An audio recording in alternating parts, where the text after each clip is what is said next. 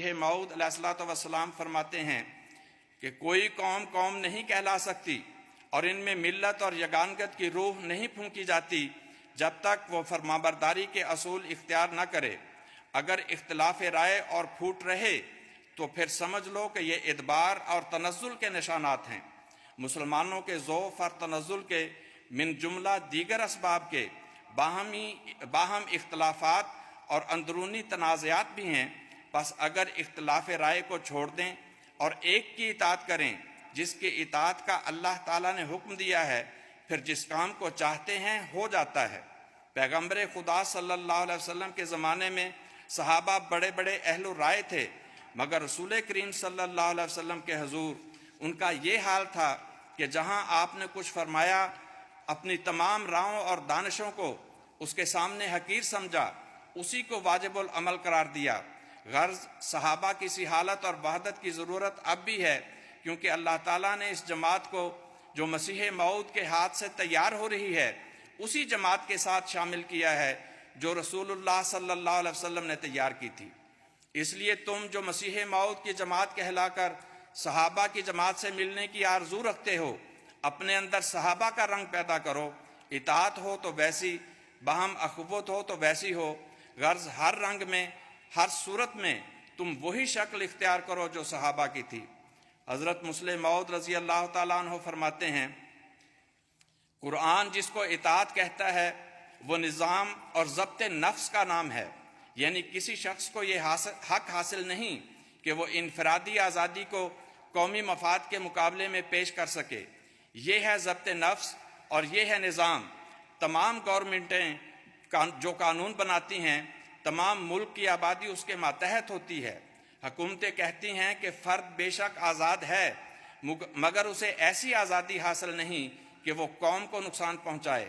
ہم فرد کو زیادہ سے زیادہ آزادی دیں گے، مگر جہاں اس کا فائدہ قوم کے فائدے سے ٹکرا جائے گا ہم اسے آزادی نہیں دیں گے۔ تمام متمدن دنیا کم سے کم اس وقت اس کو صحیح تسلیم کرتی ہے۔ اسی کی طرف قرآن کریم نے 1400 سال پہلے اشارہ فرمایا اور کہا کہ جو نظام اور ضبط نفس کا قائل نہیں وہ اپنے اور اپنی قوم کے لیے ہرگز عزت کا موجب نہیں بن رہا۔ میاں محمد بخش کا شعر ہے کہ فضل تیرے نال لوہے تر دے پھٹیاں دے سنگ رل کے، مندے بھی جنت جان محمد چنگیاں دا لڑ پھڑ کے۔ کہ لوہا پانی پہ تیر نہیں سکتا، لیکن یہی لوہا جب لکڑی کے تختے کے ساتھ جڑ جائے تو اس لکڑی کے باعث لوہا بھی تیرنے لگتا ہے۔ اسی طرح یہ نظام جماعت کی ہی برکت ہے کہ اس کے ساتھ وابستہ رہنے سے ہم جیسے کمزور اور گناہگار لوگوں کا بیڑا بھی پار ہو جاتا ہے، اور ہم بھی نظام جماعت کی اجتماعی برکتوں سے فیض یاب ہوتے ہیں۔ یہ اس الہی نظام کی ہی برکت ہے کہ خدا نے ہمیں خلافت کی صورت میں وہ لیڈر عطا فرمایا ہے جس کا موازنہ دنیوی لیڈروں سے نہیں کیا جا سکتا، کیونکہ وہ ہم سے محبت کرتا ہے، ہمارے دکھوں کو محسوس کرتا ہے، ہمارے لیے راتوں کو جاگتا ہے اور دعائیں کرتا ہے۔ حضرت خلیفۃ المسیح الخامس ایدہ اللہ تعالیٰ بنصر العزیز فرماتے ہیں کہ کون سا دنیاوی لیڈر ہے جو بیماروں کے لیے دعائیں بھی کرتا ہو؟ کون سا لیڈر ہے جو اپنی قوم کی بچیوں کے رشتوں کے لیے بھی بے چین ہو اور ان کے لیے دعا کرتا ہو؟ کون سا لیڈر ہے جس کو بچوں کی تعلیم کی فکر ہو؟ جماعت احمدیہ کے افراد ہی وہ خوش قسمت ہیں جن کی فکر خلیفہ وقت کو رہتی ہے کہ وہ تعلیم حاصل کریں، ان کی صحت کی فکر خلیفہ وقت کو رہتی ہے۔ نعرہ تکبیر! اسلام احمدیت! حضرت محمد مصطفیٰ غلام احمد کی خلافت احمدیہ، حضرت امیر المومنین حضرت خلیفۃ المسیح الخامس جماعت احمدیہ عالمگیر، نعرہ تکبیر! فرمایا غرض کوئی مسئلہ بھی دنیا میں پھیلے ہوئے احمدیوں کا، چاہے وہ ذاتی ہو یا جماعتی، ایسا نہیں جس پر خلیفہ وقت کی نظر نہ ہو۔ اس کے حل کے لیے وہ عملی کوشش کے علاوہ اللہ تعالیٰ کے حضور جھکتا نہ ہو، اس سے دعائیں نہ مانگتا ہو۔ میں بھی اور میرے سے پہلے خلفاء بھی یہی کچھ کرتے رہے۔ دنیا کا کوئی ملک نہیں جہاں سونے سے پہلے چشم تصور میں میں نہ پہنچتا ہوں اور ان کے لیے سوتے وقت بھی اور جاگتے وقت بھی دعا نہ ہو۔ کیا ایسے نظام کا دنیا کے کسی اور نظام سے موازنہ ہو سکتا ہے؟ کیا کسی ملک کے حکمران اپنی عوام کا اس طرح خیال رکھتے ہیں، ان کے لیے اس طرح بے چین ہوتے ہیں؟ ہرگز نہیں۔ یہی وہ چیز ہے جس نے اس روحانی آسمان کو ایسا روشن اور چمکدار اور خوبصورت بنا دیا ہے جس کے سامنے دنیا کی تمام زینتیں بے رونق دکھائی دیتی ہیں۔ نظام جماعت کا حسن یہ ہے کہ اس میں ہر سطح پر افراد جماعت عہدیداروں کی اطاعت کرتے ہیں اور عہدیدار احباب جماعت سے محبت اور ہمدردی کرتے ہیں۔ یہی بات کسی معاشرے میں کامیابی کی ضمانت ہوا کرتی ہے۔ کسی بھی جانب سے کمی یا کوتاہی کا مظاہرہ انفرادی و اجتماعی سطح پہ نقصان اور بے برکتی کا باعث ہو سکتا ہے۔ اگر کسی کو شکایت ہو تو نظام میں اس کی رہنمائی موجود ہے، لیکن کسی بھی صورت میں امیر یا کسی عہدیدار کی اطاعت سے روگردانی کی اجازت نہیں ہے۔ حضور صلی اللہ علیہ وسلم نے فرمایا کہ اگر ایک حبشی غلام بھی تم پر امیر مقرر کیا جائے جس کا سر منقہ کے دانے کے برابر ہو تو اس کی بھی اطاعت کرنا لازم ہے۔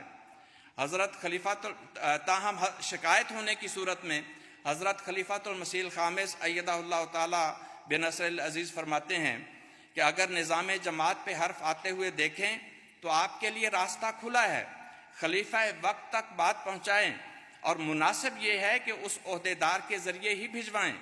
بغیر نام کے شکایت پر غور نہیں ہوتا۔ اگر اصلاح چاہتے ہیں تو کھل کر سامنے آنا چاہیے، لیکن یاد رکھیں آپ کو یہ قطعاً اجازت نہیں کہ کسی عہدیدار کی نافرمانی کریں۔ اسی طرح حضرت خلیفۃ المسیح رابع رحمہ اللہ تعالی عہدیداران کو بھی احباب جماعت کا خیال رکھنے کی ہدایت کرتے ہوئے فرماتے ہیں کہ انہیں مفوضہ اختیارات کا غلط استعمال نہیں کرنا چاہیے۔ میں کسی ایسے امیر کو جو لوگوں کا ہمدرد نہیں ہے مقرر کرنا بالکل پسند نہیں کرتا۔ انہیں صرف نظم و ضبط قائم رکھنے کے لیے اطاعت کے لیے کہا جاتا ہے، مگر نظم و ضبط کا مطلب سختی اور غیر ہمدردانہ رویہ نہیں ہے۔ میں خود کو کسی ایسے امیر کے ہاتھوں میں محفوظ نہیں سمجھتا جو احمدیوں سے اس قسم کا رویہ اختیار نہیں کرتا جو مجھے پسند ہے۔ چنانچہ یہ نہیں ہونا چاہیے کہ کوئی مشنری انچارج، کوئی صدر اپنی طاقت کا غلط استعمال کرے۔ احباب کرام، نظام جماعت کے اندر رہتے ہوئے خلفائے کرام کی ان ہدایات پر عمل کرنے سے آسمانی برکتوں کے دروازے کھل جاتے ہیں، دین کو مضبوطی ملتی ہے، خوف امن میں بدلتے ہیں، عبادت کی توفیق ملتی ہے اور اللہ تعالیٰ کی ذات پر ایمان اور یقین میں اضافہ ہوتا ہے۔ اور یہی یقین ہے جو آئندہ ترقیات کا پیش خیمہ بن جاتا ہے۔